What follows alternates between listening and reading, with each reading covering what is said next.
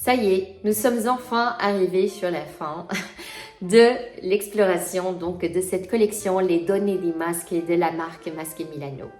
Donc nous avons déjà fait la revue, est-ce que c'est une revue? Oui, je pense. De Dolce Aqua, de Madeleine, de Diana, de Catherine, de Vaiana. Il n'en reste plus qu'un.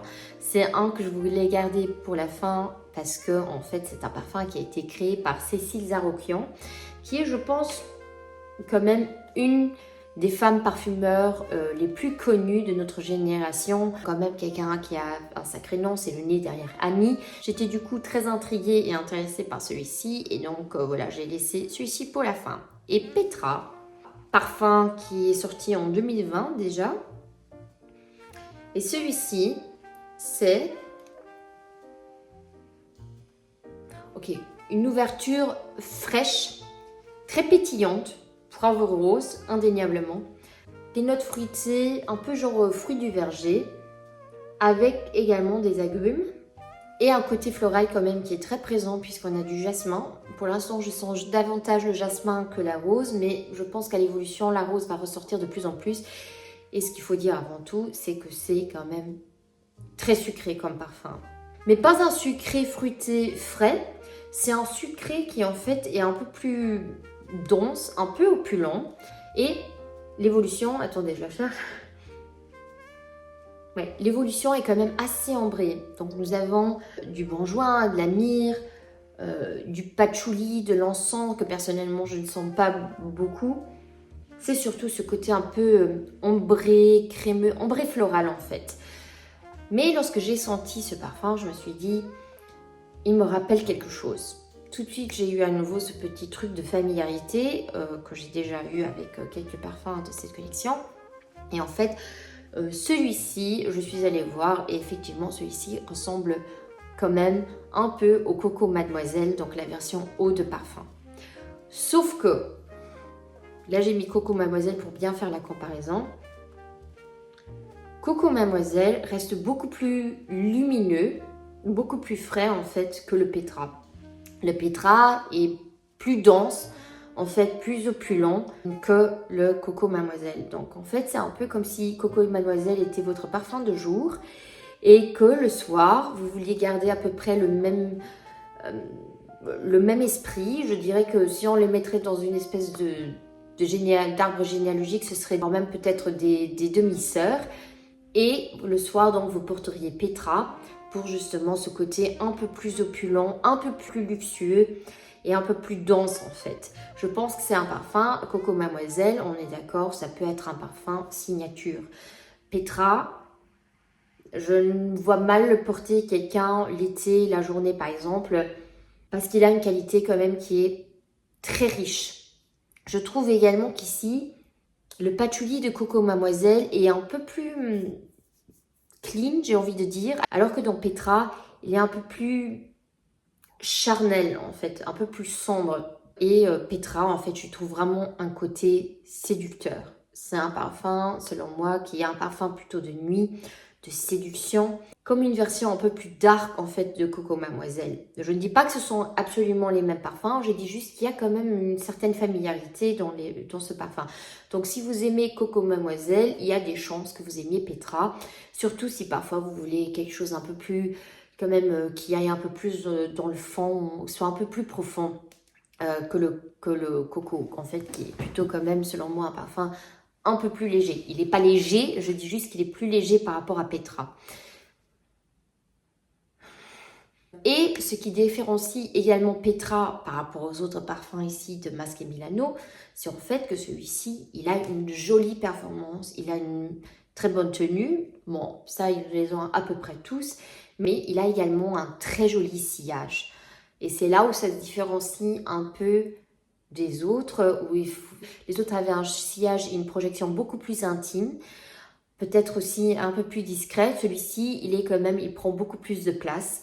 Et c'est pour ça que peut-être dans ma tête, je fais aussi cette association un peu plus de parfums de nuit, sortie, restaurant, date, rendez-vous, etc. Mais surtout, ne vous laissez pas dissuader par ce côté fruité. Ce n'est pas un parfum que je considérerais en premier abord comme étant un fruité. C'est juste qu'en fait, la sucrosité, c'est un parfum qui a quand même une dose de sucrosité qui est ici amenée par des fruits. C'est pas quelque chose de très vanillé, c'est pas quelque chose de très gourmand, etc. C'est en fait un côté sucré, mais je pense que c'est un parfum que j'ai quand même beaucoup apprécié. La seule critique que j'aurais à faire, c'est peut-être que c'est un genre de parfum qu'on a déjà vu. Donc à nouveau, on n'est pas sur quelque chose maintenant d'affreusement original, j'ai envie de dire. Et de deux, en fait, que je l'ai aussi trouvé un chouïa imposant. En tout cas, voilà, c'était un très joli parfum. Un parfum que je considère comme étant très féminin. Ils le sont quasi tous. Hein. Et je dirais qu'en fait, Petra se démarque des autres dans le sens que c'est le seul des six parfums que je considérerais peut-être comme étant un peu plus dans une énergie féminine de sensuelle, de séduction, alors que les autres sont beaucoup plus lumineux. Et voilà, donc plutôt joli parfum. J'étais contente par rapport au couac d'hier. Et donc, ouais, c'était une bonne journée. Alors, pour le classement. Donc, je les ai remis sur touche, pas sur peau, parce que sinon je crois que je me serais assommée avec. Donc, on va établir la liste du top 6. On va commencer par celui que j'ai le moins aimé jusqu'à celui que j'ai le plus aimé. Et donc, en numéro 6, j'ai mis Dolce Aqua. C'est celui dont j'ai parlé hier. Ouais, c'est vraiment, vraiment, vraiment, je sais pas, une odeur un peu lingette, crème pour main.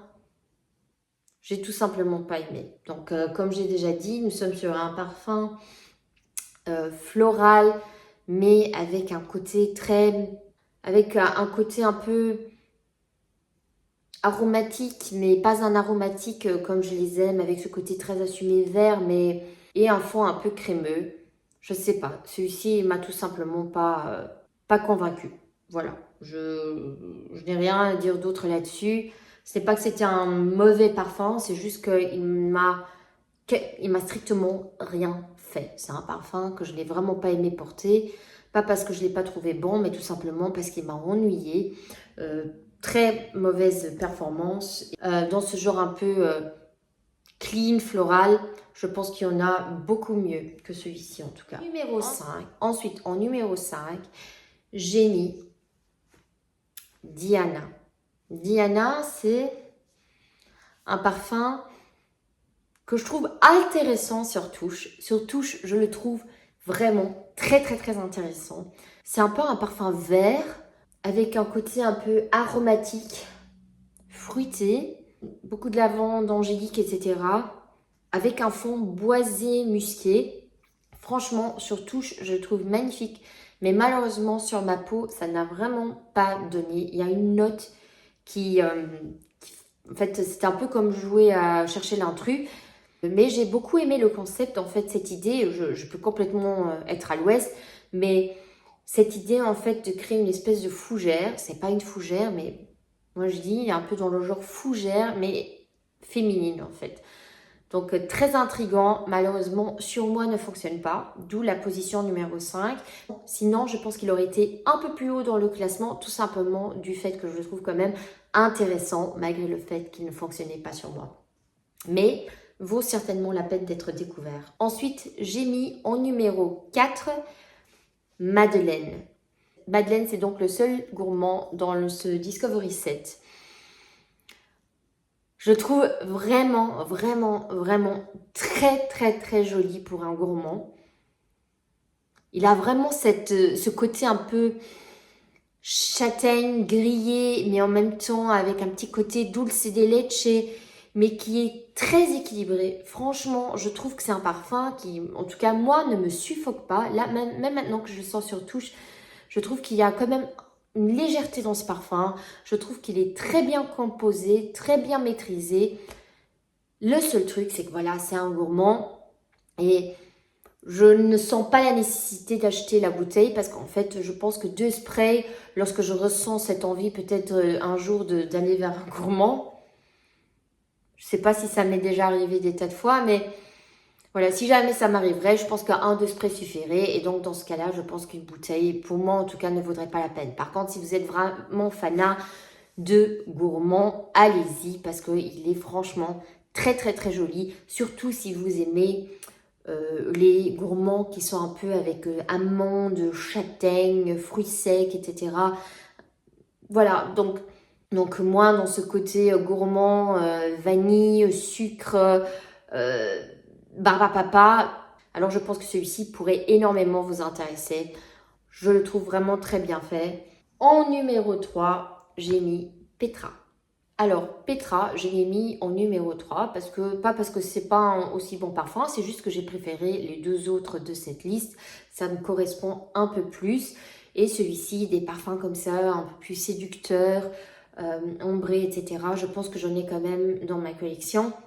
Donc, c'est pas forcément un profil que je recherche actuellement. En tout cas, c'est un très joli parfum, un féminin très sexy et sensuel. Donc, pour les amateurs de ce genre de parfum, aussi, je l'ai déjà dit il y a quelques minutes, si vous aimez Coco Mademoiselle et que vous cherchez peut-être parfois un effet un peu plus, j'ai pas envie de dire mature, parce que c'est un parfum que je pense pourrait correspondre à tous les âges.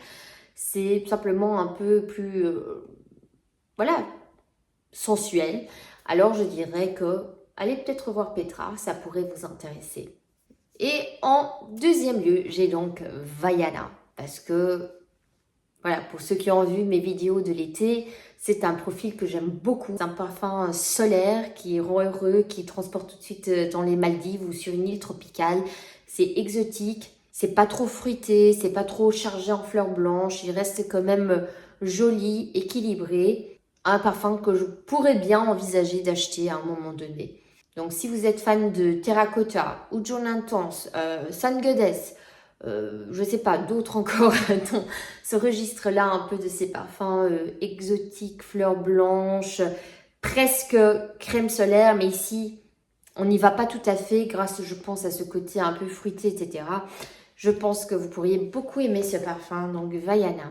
Et finalement, en première place, je pense que ce n'est pas une surprise, c'est celui que j'ai adoré, vraiment adoré. C'est un avec lequel j'ai vraiment encore envie de m'amuser. Je pense qu'arrivé le printemps, je vais m'y mettre parce que pour moi, c'est vraiment un parfum printanier par excellence. C'est le Catherine. Et pour ceux qui n'ont donc pas vu la première vidéo, Catherine, c'est en fait un magnifique parfum fleur blanche avec une touche de verdure frais. C'est juste magnifique. C'est comme si vous vous retrouviez dans un jardin de fleurs blanches près d'un petit étang ou près d'un... En fait, c'est la même sensation, j'ai envie de dire, qu'un matin d'orage, mais il est moins opulent. Il arrive encore à être un peu plus frais, un peu plus aquatique, mais pas un aquatique marin, mais un aquatique un peu mouillé, transparent. C'est hyper joli. Par contre, il faut aimer les fleurs blanches. Les fleurs blanches sont légèrement indoliques, mais vraiment un chouïa. Sans, je ne sais pas comment ils ont fait, mais c'est en fait un équilibre parfait. Voilà, ça ne devient jamais trop, en tout cas, pas à mon sens. En tout cas, je sais que sur ma, pour l'expérience, c'était que le côté vert et le côté fleurs blanches étaient tout le temps en harmonie. Le côté vert n'a jamais pris le dessus, à part peut-être au premier spray, mais assez vite, donc les fleurs blanches arrivent en même temps et ça s'équilibre parfaitement. C'est juste hyper agréable, c'est vraiment fantastique. C'est pas un parfum que je trouve maintenant extrêmement innocent, très jeune fille en fleurs. Ce n'est pas un parfum non plus que je trouve qu'il fasse... C'est pas non plus un parfum qui fasse mature. Pour moi, c'est un parfum qui fait très chic, mais un chic sans être maintenant dans le côté très luxurieux, etc. Mais un chic naturel. C'est un parfum que je trouve très réaliste et très forte chance que celui-ci se retrouve peut-être dans ma wishlist. Peut-être pas celle qui sera dans la vidéo de ce week-end, mais peut-être que ce sera un achat compulsif à un moment donné, donc à voir. En tous les cas, voilà, je récapitule. Donc nous avons au numéro 6 le Dolce Aqua, c'est celui que j'ai le moins aimé. En numéro 5, Diana, à mon plus grand dame, parce que je pense que ce parfum, il avait tout pour me plaire.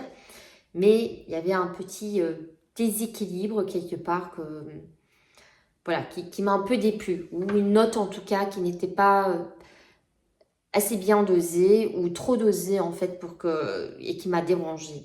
En numéro 4, donc Madeleine, mais par contre un très très beau gourmand. En numéro 3, le Petra dont j'ai parlé aujourd'hui.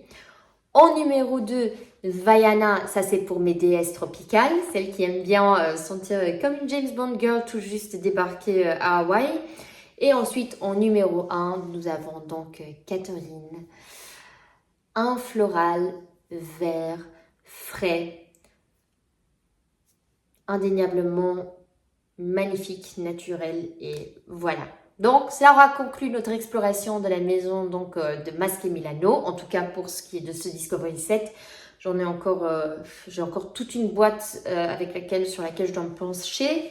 Et nous allons voir d'autres choses. On va revenir un peu plus au calendrier de l'Avent, j'ai envie de dire un peu plus normal. Et je peux reporter mes parfums. Allez, je vous souhaite une bonne soirée et je vous dis à demain. Ciao!